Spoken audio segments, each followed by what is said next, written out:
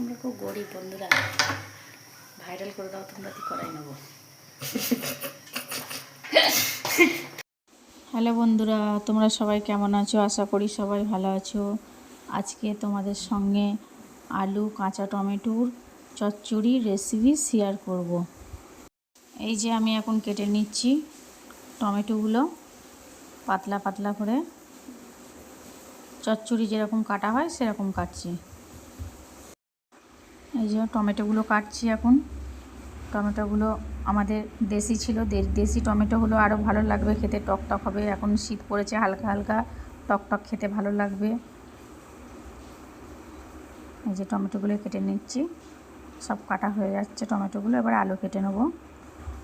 আলু বেশি দিইনি, আমি দুটো আলু দিয়েছি। চাইলে তোমরা বেশি আলু দিতেও পারো, আবার অল্প আলু দিতেও পারো, যেরকম খাবে সেরকম। আলুগুলো একইভাবে কেটে নিচ্ছি, চচ্চড়ির আলু যেরকম কাটে ওরকম কেটে নিচ্ছি আলুগুলো। পেঁয়াজও দেবো চচ্চড়িতে, পেঁয়াজ দিলেও ভালো লাগবে খেতে।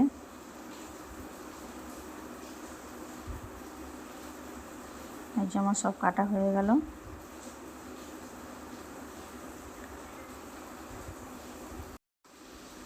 আমি পেঁয়াজ কেটে নিচ্ছি, একটাই পেঁয়াজ দিয়েছি।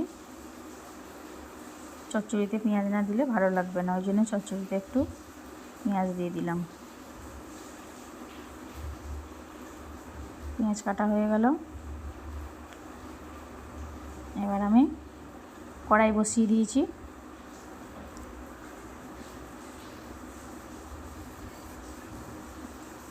কড়াইয়ে তেল দেবো। কড়াইয়ে তেল দিলাম। আলু, পেঁয়াজ, টমেটো কাটা ছিল ওগুলো সব দিয়ে দিলাম একসাথে।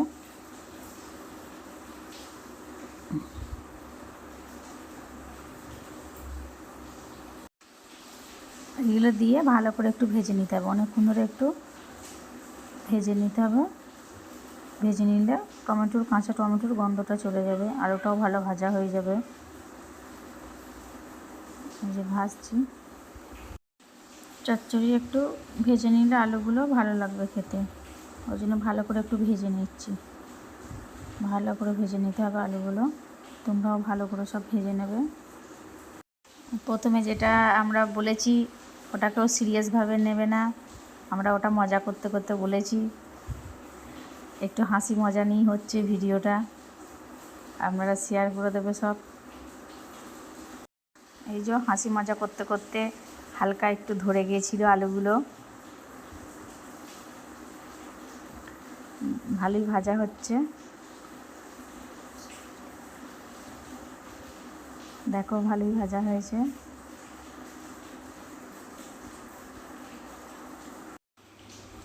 আমি আদা রসুন কালো সর্ষে সাদা সর্ষে পেস্ট করে রেখেছিলাম, ওটাই এবার দেবো।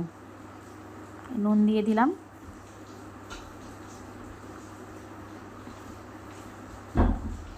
নুন দিয়ে এবার পেস্টটা দিয়ে দিলাম।